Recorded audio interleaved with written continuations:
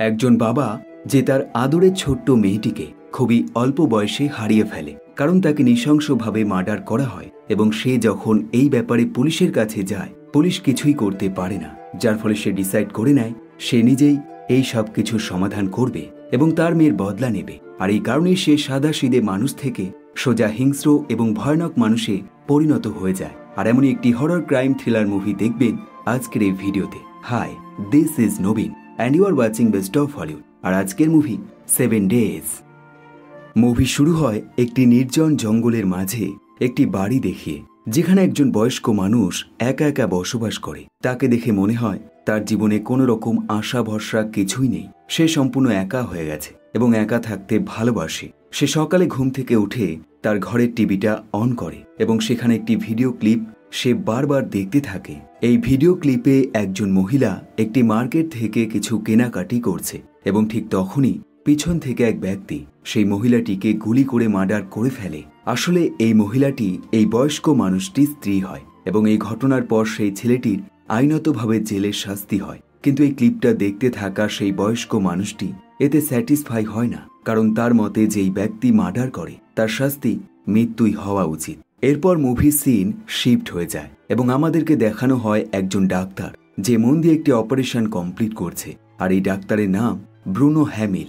Doctor হ্যামিলের একটি সুন্দর family রয়েছে, যেখানে তার স্ত্রী রয়েছে যার নাম সেলভিয়া এবং তার একটি ছোট্ট মেয়ে সন্তান রয়েছে যার নাম জেসমিন। হ্যামিল প্রত্যেক দিন তার ডাক্তারের ডিউটি পালন করার পর সে সবার প্রথমে তার মেয়ের সাথে দেখা করে এবং একইভাবে তার মেয়েও স্কুল থেকে ফিরে সে তার বাবার জন্য অপেক্ষা করে। আসলে বাবা মেয়ের মধ্যে বন্ডিংটা খুবই গভীর এবং তারা দুজনেই একে অপরকে সবকিছু শেয়ার করে। যদিও জেসমিন অনেক ছোট, কিন্তু সে এখন থেকেই স্বপ্ন দেখতে শুরু করেছে, আর সেটা হলো সে একদিন বড় হয়ে তার বাবার মতো ডাক্তার হতে চায়। এখন এমনই একদিন হ্যামিল তার অপারেশন কমপ্লিট করতে করতে অনেকটা সময় কেটে যায়, যার ফলে জেসমিন তার বাবাকে দেখতে না পেয়ে সে তার বাবাকে দেখার জন্য হসপিটালে চলে আসে এবং সেখান থেকে তাকে বাড়িতে নিয়ে যায়। জেসমিন তার বাবাকে জিজ্ঞাসা করে আজ সে কি করলো এবং তার সেই পেশেন্ট সুস্থ আছে কিনা। আসলে এই কাজটা সে প্রত্যেক দিন করে থাকে। হ্যামিল তাকে সবকিছু ভালোভাবে উত্তর দিয়ে দেয়। জেসমিন বায়না করে সে আজ তার স্কুলে একা একা যাবে, কারণ তার অনেক বন্ধু আছে যারা কিনা একা একা স্কুলে যায় এবং তারও ইচ্ছে সে একা একা যাবে। হ্যামিল এবং সেলভিয়া এই বায়নাটা না করতে পারে না, কারণ সে কখনোই একা স্কুলে যায়নি। তাই আজকের দিনের জন্য তাকে একা স্কুলে যাওয়ার পারমিশন দিয়ে দেয়। জেসমিনের স্কুলটা তার বাড়ি থেকে খুবই কাছে, তাই সে হেঁটে হেঁটেই তার এই স্কুলের যাত্রা শুরু করে দেয়। এরপর বেশ কিছু সময় কেটে যায় এবং হ্যামিল যখন তার ল্যাপটপে বিশেষ কাজ নিয়ে ব্যস্ত থাকে, ঠিক তখনই ঘরের দরজায় আওয়াজ হয়। সে কাছে গেলে দেখে তার ছোট্ট মেয়ে জেসমিনের এক বন্ধু এখানে দাঁড়িয়ে রয়েছে এবং তার অভিযোগ জেসমিন আজ স্কুলে যাবার কথা বলেও সে কেন স্কুলে গেল না, কারণ তার কাছে তার ব্যাগটা রয়েছে এবং সে সেটা দেবে বলে তার জন্য অপেক্ষা করছিল। আর এই কারণে সে বাড়িতে ব্যাগটা দিতে চলে এসছে। হ্যামিল বেশ অবাক হয়ে যায়। সে বুঝতে পারে না এটা কি করে সম্ভব, কারণ তার মেয়ে অনেকক্ষণ হয়ে গেছে স্কুলের উদ্দেশ্যে যাত্রা শুরু করেছে, কিন্তু সে স্কুলে যায়নি। তাহলে কোথায় গেছে?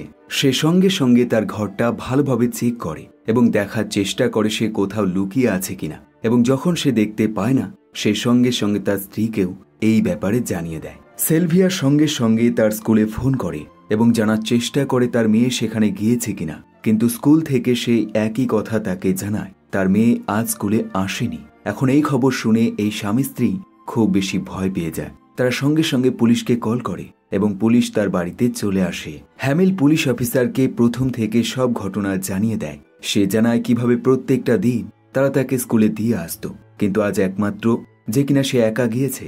এখন পুলিশ অফিসার তার মেয়ের গায়ের ড্রেস কি রঙের রয়েছে এবং সে কি জুতো পরেছিল, একইভাবে তার মাথায় বিনুনি ছিল কিনা, সবকিছু জিজ্ঞাসা করতে শুরু করে দেয়। সেলভিয়া এক এক করে তাকে প্রত্যেকটা প্রশ্নের উত্তর দিয়ে দেয়। এরপর হ্যামিল এবং পুলিশ অফিসার সেই রাস্তা দিয়ে যাত্রা শুরু করে যেই রাস্তা দিয়ে জেসমিন স্কুলে যেত। কিছুটা যেতেই তারা একটি জঙ্গলের মতো দেখতে পায়। একজন পুলিশ অফিসার সেই জঙ্গলে তদন্ত করতে শুরু করে দেয়, আর ঠিক তখনই তারা সেই জিনিসটা দেখতে পায় যেটার জন্য তারা সন্দেহ করছিল। পুলিশ অফিসার লক্ষ্য করে এখানে একটি মৃতদেহ পড়ে রয়েছে, আর এই মৃতদেহটা একটি ছোট্ট বাচ্চা মেয়ের, যার নাম জেসমিন। হ্যামিল সঙ্গে সঙ্গে তার মেয়ের কাছে ছুটে যায় সে দেখে তার মেয়েকে খুব ভয়ানকভাবে মার্ডার করা হয়েছে। হ্যামিলের চোখে জল চলে আসে। সে বুঝতে পারে না তার এখন কি করা উচিত, কারণ সে কখনো ভাবেনি তার 8 বছরের মেয়েকে সে এমন অবস্থায় দেখতে পাবে। সে প্রায় পাগলের মতো হয়ে যায়। এরপর সে বাড়ি ফিরলে তার স্ত্রীকেও এই সব কিছু জানিয়ে দেয়, যার ফলে তার স্ত্রীও মনের দিক থেকে একদম ভেঙে যায় এবং তার জীবনের সব আনন্দ এক নিমেষের মধ্যে শেষ হয়ে যায়। তারা দুজন বেঁচে থেকেও এখন প্রায় মরে যাবার মতো অবস্থা হয়ে যায়, কারণ তাদের কাছে জেসমিন জীবনের মতো। এখন এভাবেই 7টা দিন কেটে যায় এবং 7তম দিন আসলে গোয়েন্দা বিভাগ থেকে হ্যামিলের কাছে একটি ফোন আসে এবং ফোনে তারা জানায় মেয়েটির বডি থেকে তারা যেই স্পার্ম পেয়েছিল তার ডিএনএ টেস্ট করে তারা একজন সন্দেহজনক মানুষকে খুঁজে পেয়েছে, কারণ সেই মানুষটির ডিএনএর সাথে এই ডিএনএ ম্যাচ করছে। হ্যামিল এই সব কিছু শুনে কোনো হ্যাঁ না কিছুই বলে না, বরং সে চুপচাপ শুনে যায়। এরপর সে বাড়ির টিভিটা অন করলে দেখতে পায় টিভিতে একই খবর দেখাচ্ছে যে পুলিশ অফিসার 31 বছর বয়সের একজন শ্রমিককে খুঁজে পেয়েছে, যে কিনা এই মৃত্যুর পিছনে জড়িত রয়েছে। আর এই ব্যক্তির নাম অ্যান্টনি। খবরে জানানো হয় এই ব্যক্তি এর আগেও বহুবার এরকম ঘটনায় অ্যারেস্ট করা হয়েছিল, কিন্তু তখন প্রমাণ কম থাকার কারণে তাকে ছেড়ে দেওয়া হয়েছে। কিন্তু এবার পুলিশের মতে এই প্রমাণ খুবই শক্তিশালী এবং সঠিক, তাই তার জেল হয়ে যাবে এটা নিশ্চিত। হ্যামিল লক্ষ্য করে এই ছেলেটি এত বড় একটি খারাপ কাজ করে এবং একটি বাচ্চা মেয়েকে মার্ডার করেও তার মুখে হাসি রয়েছে এবং সে হাসতে হাসতে পুলিশের গাড়িতে উঠে পড়ছে। আর এই জিনিসটা দেখে হ্যামিলের বুকটা কষ্টে ফেটে যায় এবং একইভাবে তার মাথায় আগুন জ্বলতে শুরু করে। এদিকে তার স্ত্রী জোরে জোরে কাঁদতে থাকে এবং সে চোখের জল ফেলা ছাড়া আর কিছুই করতে পারে না। হ্যামিল ডিসাইড করে সে কিছু তো একটা করবে, তাই সে সবার প্রথমে তার ব্যাগপত্র গুছিয়ে নেয় এবং তার স্ত্রীকে জানায় সে হসপিটালে যাচ্ছে। আর এই বলে সে বাড়ি থেকে বেরিয়ে যায়, কিন্তু সে আসলে হসপিটালে যায় না, বরং সে একটি জঙ্গলের মধ্যে চলে যায় এবং সেখানে একটি পুরনো ঘর সে খুঁজে বের করে।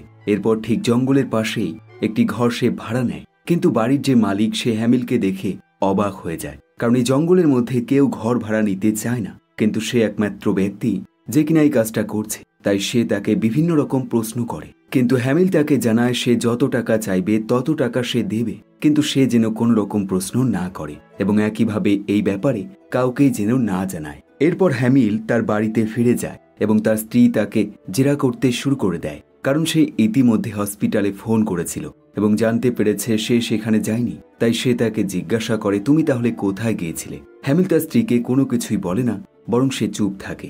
এরপর হ্যামিল তার দৈনিক জিনিসপত্র যেগুলো সে প্রত্যেক দিন ব্যবহার করে সেগুলো সে সেই বাড়িতে নিয়ে যায়, কারণ আজ থেকে বেশ কয়েকদিন সে সেখানেই থাকবে। পরের দিন সকাল হলে হ্যামিল একটি ছেলের সাথে দেখা করে যে কিনা টাকার বদলে মানুষকে মার্ডার করে থাকে। হ্যামিল তাকে $5000 দেয়, কিন্তু তাকে দিয়ে সে মার্ডার করাতে চায় না, বরং সে জানায় অ্যান্টনি নামে সেই অপরাধীকে যেই গাড়িতে করে নিয়ে যাওয়া হবে সেই গাড়ির ড্রাইভারকে তাকে বেশ কিছু নেশা জাতীয় জিনিস খাওয়াতে হবে যাতে সে অজ্ঞান হয়ে যায়। এখন এই ছেলেটি কথা মতোই কাজ করে। সে সেই গাড়ির ড্রাইভারকে কিছু নেশা জাতীয় জিনিস খাওয়িয়ে দেয় এবং এরপর হ্যামিল সেই গাড়িটাকে ফলো করতে শুরু করে দেয় এবং একটা সময় ভিতরে ড্রাইভার অজ্ঞান হয়ে যায় এবং গাড়িটা রাস্তার এক পাশে থেমে যায়। এখন যেহেতু হ্যামিল একজন ডাক্তার এবং এই শহরের প্রত্যেকটা মানুষ তাকে চেনে, তাই সে এই সুযোগে সেই গাড়ির কাছে এগিয়ে যায় এবং দ্বিতীয় ড্রাইভারকে সে জিজ্ঞাসা করে তাদেরকে কিছু হয়েছে, তাহলে সে তাদেরকে সাহায্য করতে পারে, কারণ সে একজন ডাক্তার। আর এই বলে সে দ্বিতীয় ড্রাইভারকে পটিয়ে ফেলে এবং সে অজ্ঞান হয়ে যাওয়া ড্রাইভারকে তারা দুজন একসাথে গাড়ি থেকে বাইরে বের করে। হ্যামিল জানায় তার ট্রিটমেন্ট করার জন্য একটি বিশেষ ধরনের মেডিসিন দরকার, যেটা কিনা তার গাড়িতে রয়েছে। আর এই বলে সে গাড়িতে যায় না, বরং অ্যান্টনির গাড়িটাতে উঠে পড়ে এবং গাড়িটা নিয়ে এখান থেকে পালিয়ে যায়। কিছু দূর গিয়ে সে গাড়িটা থামায় এবং অ্যান্টনিকে একটি বিশেষ ধরনের ইঞ্জেকশন দেয়, যার ফলে সে অজ্ঞান হয়ে যায় এবং তারপর তাকে নিয়ে সেই বাড়িটায় চলে যায় যেটা সে ভাড়া নিয়েছিল এবং জঙ্গলের মধ্যে অবস্থিত। অন্যদিকে পুলিশ অফিসার জানতে পেরে যায় অ্যান্টনিকে কিডন্যাপ করে নিয়েছে এবং এই কিডন্যাপ স্বয়ং ডাক্তার হ্যামিল করেছে। তাই সে সঙ্গে সঙ্গে হ্যামিলের স্ত্রীর সাথে কথা বলে এবং তাকে বিভিন্ন রকম প্রশ্ন করে, কিন্তু তার স্ত্রী কোনো কিছুই জানে না, যার ফলে সে কিছুই বলতে পারে না। একই সময় হ্যামিল অ্যান্টনির গায়ের প্রত্যেকটা জামা কাপড় খুলে ফেলে এবং তাকে শক্ত একটি তারের সাহায্যে ওপরে ঝুলিয়ে দেয়। বেশ কিছু সময় কেটে যায় এবং অ্যান্টনির জ্ঞান পুনরায় ফিরে আসে। সে লক্ষ্য করে সে একটি বেডের মধ্যে শুয়ে রয়েছে এবং তার শরীরে কোনো রকম জামা কাপড় নেই এবং তাকে শক্ত দড়ি দিয়ে বেঁধে রাখা হয়েছে। অ্যান্টনি চিৎকার করতে শুরু করে দেয় এবং মুখে একটা কথাই বলতে থাকে, আর সেটা হলো এখানে কি হচ্ছে, তার সাথে কি করা হচ্ছে। পাশে বসে থাকা হ্যামিল এই সব কিছু দেখতে থাকে, কিন্তু সে কোনো উত্তর দেয় না। এরপর সে অ্যান্টনির পাশে গিয়ে দাঁড়ায়, যাকে দেখে অ্যান্টনি প্রথমবার বুঝতে পারে এই ব্যক্তিই হলো সেই মেয়েটির বাবা। তাই সে তার কাছে ক্ষমা চাইতে শুরু করে দেয়। সে জানায় তার মেয়েকে সে কখনোই দেখেনি এবং এই কাজ সে করেনি, তাই সে যেন তাকে ছেড়ে দেয়। আর এমনভাবেই সে তার জীবনের ভিক্ষা চাইতে শুরু করে দেয়। কিন্তু হ্যামিল তার এই কথায় কোনো রকম গুরুত্ব দেয় না, বরং সে সেটাই করে যেটা সে বাড়ি থেকে প্ল্যান করে বেরিয়েছে। সে সবার প্রথমে একটি বড় হ্যামার তুলে নেয় এবং সেটার সাহায্যে অ্যান্টনির একটি হাঁটু ভেঙে দেয়। এরপর তার এই কষ্ট আরো বৃদ্ধি করার জন্য তাকে একটি দড়ির সাহায্যে দাঁড় করিয়ে দেয়, যার ফলে অ্যান্টনি বাধ্য হয়ে দাঁড়িয়ে থাকতে হয়, কারণ সে বসে পড়লে দড়ির কারণে সে মরে যাবে।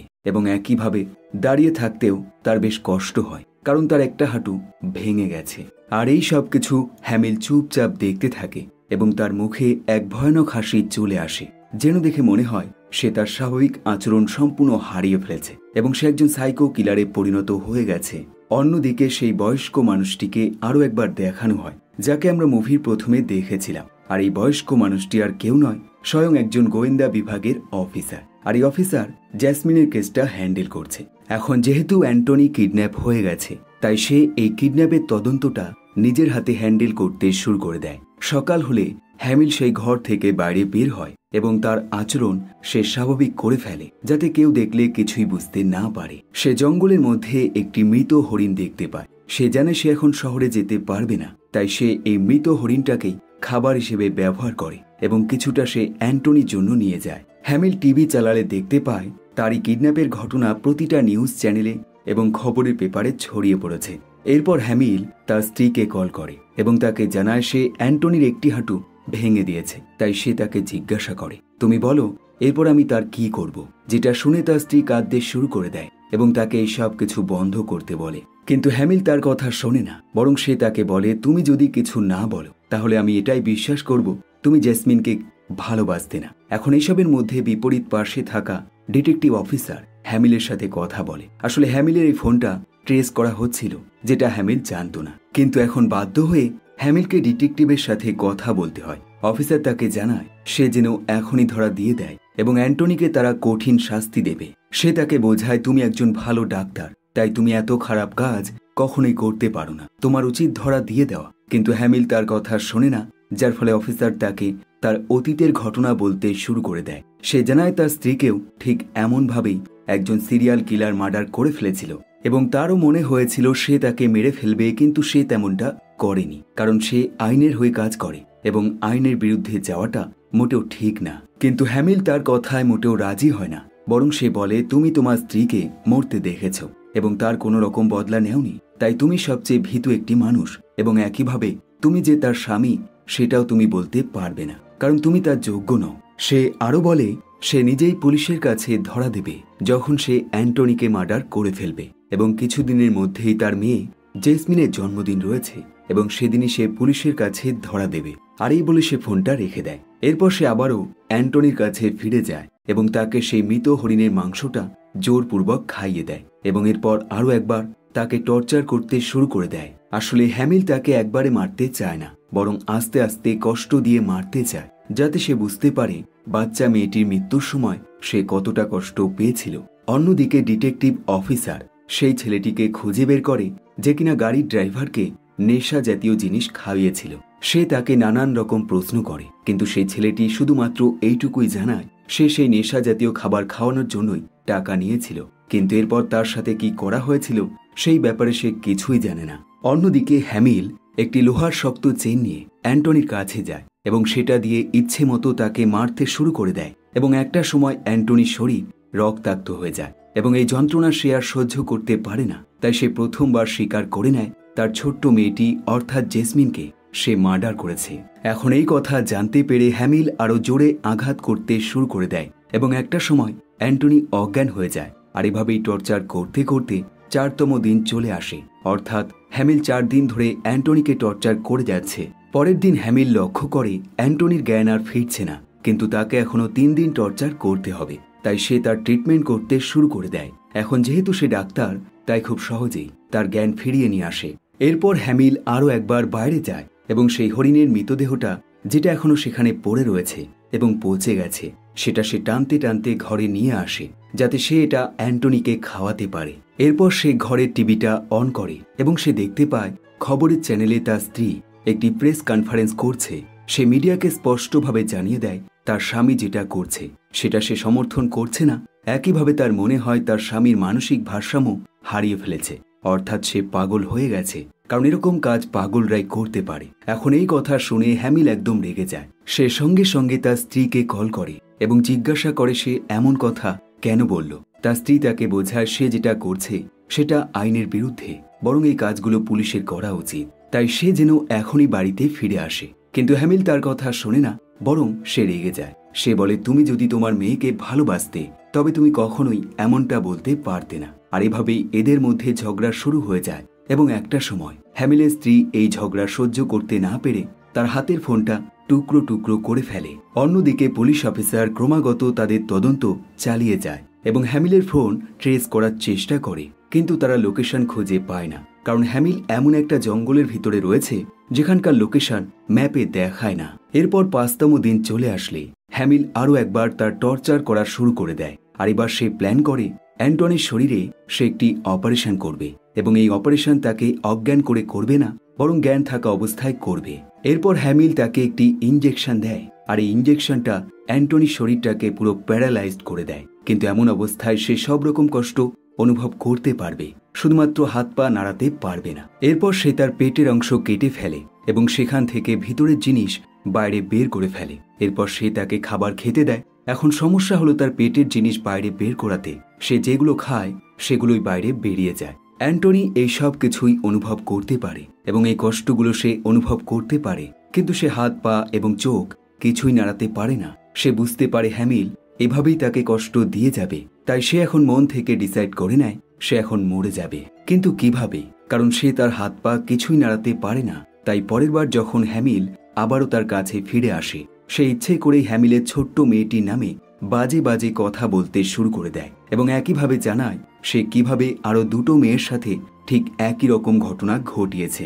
এখন এই সব কিছু শুনে হ্যামিল খুব রেগে যায় এবং তার গলাটা চেপে ধরে, কিন্তু সে মরে যাবে তার আগেই সে আবারও ছেড়ে দেয়। এরপর হ্যামিল আরও একবার পুলিশের কাছে কল করে এবং সেই ডিটেকটিভ অফিসারকে জিজ্ঞাসা করে, তোমার স্ত্রীকে যে মার্ডার করেছে সে এখনো বেঁচে রয়েছে, তুমি কি তাকে মারতে চাও না? ডিটেকটিভ অফিসার জানায় সে বর্তমানে জেলে রয়েছে, তাই সে এখন তাকে মারতে চায় না, কারণ সে তার শাস্তি ভোগ করছে। কিন্তু হ্যামিল ডিটেকটিভ অফিসারের কথা শুনে সে অনুভব করে সে সম্পূর্ণ মিথ্যে বলছে, বরং তার মনে এখনো সেই বদলা নেবার ইচ্ছেটা রয়েছে। এখন এইসবের মধ্যে বাকি পুলিশ অফিসার তার সেই ফোনটাকে ট্রেস করে এবং তার লোকেশনে পৌঁছে যায়, কিন্তু তারা যেই বাড়িটাতে পৌঁছায় সেখানে একটি ল্যাপটপ ছাড়া আর কিছুই থাকে না। আসলে হ্যামিল আগের থেকেই এই প্ল্যানটা করেছিল। সে জঙ্গলের ভিতরে একটি বাড়ি খুঁজেছিল এবং একইভাবে একটি বাড়ি সে ভাড়া নিয়েছিল এবং সেই ভাড়া বাড়িতে সে এই ল্যাপটপটা রেখে গেছে, যাতে লোকেশন খুঁজে বের করলে তারা এখানেই পৌঁছাতে পারে। এখন পুলিশ অফিসার বুঝে উঠতে পারে না হ্যামিল কোথা থেকে ফোন করছে। আসলে সে অন্য কোথাও থেকে ফোন করছে, কিন্তু লোকেশন সেই বাড়িটাই সেভ করে রেখেছে এবং সেখানেই তার ল্যাপটপ রেখে দিয়েছে যাতে সেখানকার লোকেশন শো করে। এরপর সন্ধ্যা হলে হ্যামিল কিছু খাবার কিনতে লোকাল মার্কেটে চলে যায়, কারণ সেই হরিণের মৃতদেহ এখন আর বেঁচে নেই, সেটা সম্পূর্ণ শেষ হয়ে গেছে। কিন্তু সে যখন মার্কেটে ঢোকে সেখানে একটি মেয়ে থাকে যে কিনা হ্যামিলকে চিনে ফেলে, কারণ বর্তমানে তার ছবি প্রতিটা নিউজ চ্যানেলে দেখাচ্ছে। কিন্তু সে বেশি হইচই করে না এবং হ্যামিলকে বুঝতে দেয় না, বরং সে হ্যামিলকে একটা কথাই বলে সে যেটা করছে একদম সঠিক করছে। এই ধরনের মানুষকে এমন শাস্তি দেওয়া উচিত। আসলে এই শহরে বেশ কিছু মানুষ এমন রয়েছে যারা কিনা হ্যামিলকে সাপোর্ট করে এবং বিশ্বাস করে হ্যামিল যেটা করছে সেটা একদম সঠিক করছে, কিন্তু একইভাবে বেশ কিছু মানুষ এমন থাকে যারা এই জিনিসটাকে মোটেও সাপোর্ট করে না। আর এমনই একটি জিনিস হ্যামিল টিভিতে দেখতে পায়। সে দেখে একজন মহিলা তাকে সাপোর্ট করছে এবং তার হয়ে কথা বলছে এবং একইভাবে অন্য একটি মহিলা তার বিপরীতে কথা বলছে। সে জানায় হ্যামিল যেটা করছে সম্পূর্ণ বাজে একটি কাজ। এখন এই কথা শুনে হ্যামিল হাসতে শুরু করে দেয় এবং সেই রাতেই সে সেই মহিলার বাড়িতে চলে যায় যে কিনা টিভিতে তার বিরুদ্ধে কথা বলেছিল এবং তাকে জোরপূর্বক তার সেই পুরনো জঙ্গলের মধ্যে থাকা বাড়িটার মধ্যে নিয়ে আসে যেখানে অ্যান্টনি রয়েছে এবং মহিলাটিকে জিজ্ঞাসা করে, এই সামনে পড়ে থাকা অ্যান্টনি তোমার মেয়েকেও মার্ডার করেছে, তাহলে তুমি বলো একে তুমি মার্ডার করবে কিনা? আসলে এই মহিলাটির মেয়েও ঠিক একই রকম ভাবে মরে গিয়েছিল। এখন এই সব কিছু দেখে মহিলাটি কাঁদতে শুরু করে দেয়। সে হ্যামিলকে জানায় এই মানুষটি তার মেয়েকে মার্ডার করেছে ঠিকই, কিন্তু সে তাকে শাস্তি দিতে চায় না, কারণ যদি সে শাস্তি দেয় তবে তার মেয়ের আত্মার শান্তি হবে না এবং সে কষ্ট পেয়ে মারা যাবে। এখন এই কথা শুনে হ্যামিল খুব রেগে যায়। সে সঙ্গে সঙ্গে মহিলাটিকে একটি চর মারে এবং মহিলাটি অজ্ঞান হয়ে যায়। এরপর হ্যামিল সেই মহিলাটিকে নিয়ে বাড়ি থেকে বেরিয়ে যায় এবং রাস্তার মাঝেই তাকে ফেলে রেখে সে আবারও তার বাড়ির পথে যাত্রা শুরু করে দেয়। মহিলাটির যখন জ্ঞান ফেরে সে সোজা পুলিশ স্টেশনে চলে যায় এবং পুলিশকে সেই সব কিছু বলে দেয় যেগুলো তার সাথে ঘটেছে। কিন্তু হ্যামিলের ঠিকানা সে বলতে পারে না, কারণ সে তখন অজ্ঞান ছিল এবং কোথায় সে থাকে সে সেটা জানে না। বরং সে তার ঘরে কি কি রয়েছে এবং সে সেখানে কি কি করছে সবকিছু বলে দেয়। এখন পুলিশ অফিসার এই কথা শুনে কিছুই বুঝতে পারে না, কারণ সে লোকেশনটা জানে না। কিন্তু মহিলাটি যখন জানায় সে যখন ঘরে ছিল সে জলের আওয়াজ শুনতে পেয়েছিল, অর্থাৎ তার বাড়িটি কোনো লেকের পাশে রয়েছে। আর এই কথাটা পুলিশ অফিসারের বেশ পছন্দ হয়ে যায়, কারণ এটাই একমাত্র ক্লু যার সাহায্যে তারা সেই বাড়িটি খুঁজে বের করতে পারবে। তাই প্রত্যেকটা অফিসার সকাল হতে সেই সব বাড়িগুলো খুঁজতে শুরু করে দেয় যেগুলো জঙ্গলের মধ্যে অবস্থিত এবং তার পাশে লেক রয়েছে। আর এমনই তল্লাশি চালাতে চালাতে একজন পুলিশ অফিসার রাস্তার মাঝে হ্যামিলের গাড়িটা দেখতে পায়, যেটা সে মহিলাটিকে রাতের অন্ধকারে রেখে দেবার পর এখানে রেখে চলে গেছে। পুলিশ অফিসার বুঝতে পারে হ্যামিল খুব কাছাকাছি কোনো একটি বাড়িতে থাকে। অন্যদিকে হ্যামিল যখন ঘুম থেকে ওঠে সে বিভিন্ন রকম ভ্রম দেখতে শুরু করে দেয় এবং তার মধ্যে একটি হলো সে তার ছোট্ট মেয়েটিকে তার সামনে দাঁড়িয়ে থাকতে দেখে। সে সঙ্গে সঙ্গে তার কাছে যায়। সে দেখে তার মেয়ের প্রতিটা জায়গায় ক্ষত চিহ্ন রয়েছে এবং রক্তের ছাপ রয়েছে। তাকে নিয়ে সে ওয়াশরুমে চলে যায় এবং এক এক করে রক্তের দাগ পরিষ্কার করতে শুরু করে দেয়। আর এমনটা করতে করতে সে কাঁদতে শুরু করে দেয়। আসলে আজকে তার মেয়ের জন্মদিন, তাই সে কাঁদতে কাঁদতে তাকে উইশ করে। এখন এই সব কিছু দেখে তার মেয়ে তাকে বোঝায় সে যেটা করছে এটাতে কোনো সমাধান হবে না এবং সে জীবিত অবস্থায় ফিরে আসবে না, বরং যেটা দরকার সেটা হলো মানুষের চিন্তা ভাবনার পরিবর্তন, কারণ সেটাই একমাত্র পারবে নতুন কোনো মেয়েকে নতুন বিপদ থেকে বাঁচাতে। আর এই সব কিছুই হ্যামিলের চিন্তা ভাবনা পাল্টে দেয়। সে বুঝতে পারে তার এখন পুলিশের কাছে স্যারেন্ডার করে দেওয়া উচিত। এরপর হ্যামিলের ভ্রম ভেঙে গেলে সে আবারও অ্যান্টনির কাছে চলে যায় এবং তার হাতের লকটা খুলে দেয়। এখন এইসবের মধ্যে বাইরে পুলিশ অফিসার চলে আসে এবং ঘরটা চারিদিক দিয়ে ঘিরে ফেলে। হ্যামিল আগের থেকে ডিসাইড করে নিয়েছে সে স্যারেন্ডার করে দেবে, তাই সে পুলিশের কথা মতো ঘর থেকে বাইরে বেরিয়ে আসে এবং তাদের কাছে নিজেকে স্যারেন্ডার করে দেয়। এরপর সে ডিটেকটিভ অফিসারকে জানায় সে যেটা বলেছিল একদম সঠিক এবং একইভাবে তার কথা মতো সে অ্যান্টনিকে মার্ডার করেনি। একইভাবে পুলিশ অফিসার তাকে বোঝায় সে যা করেছে সেই সব কিছুই অপরাধ, কিন্তু সে যদি কোর্টে চুপ থাকে তবে সে তাকে শাস্তির হাত থেকে বাঁচিয়ে ফেলবে। আর এই বলে পুলিশ অফিসার তাকে ধরে নিয়ে চলে যায়। আর এই মুভিটা এখানেই শেষ হয়ে যায়। বন্ধুরা, এই মুভিটা থেকে আমরা একটা জিনিস বুঝতে পারি, মানুষ হাজার বদলা নিয়ে নিলেও সেই জিনিসটা কখনোই ফিরে পায় না যেটা সে হারিয়ে ফেলেছে। হয়তো কিছু সময়ের জন্য মানসিক শান্তি পাওয়া যায়, কিন্তু সেটাও চিরস্থায়ী নয়। তাই সবার প্রথমে আমাদেরকে চিন্তা ভাবনা বদলাতে হবে এবং অ্যান্টনির মতো মানসিক রোগীর হওয়ার থেকে নিজেকে বাঁচাতে হবে। তো এই ছিল আজকের মুভি। কমেন্ট করে জানাতে পারেন আপনার মতামত। সবশেষে ধন্যবাদ আপনাকে ভিডিওটি শেষ পর্যন্ত দেখার জন্য। আবার দেখা হবে নতুন একটি ভিডিওর সাথে, নতুন একটি গল্পের সাথে। দেখতে থাকুন বেস্ট অফ হলিউড।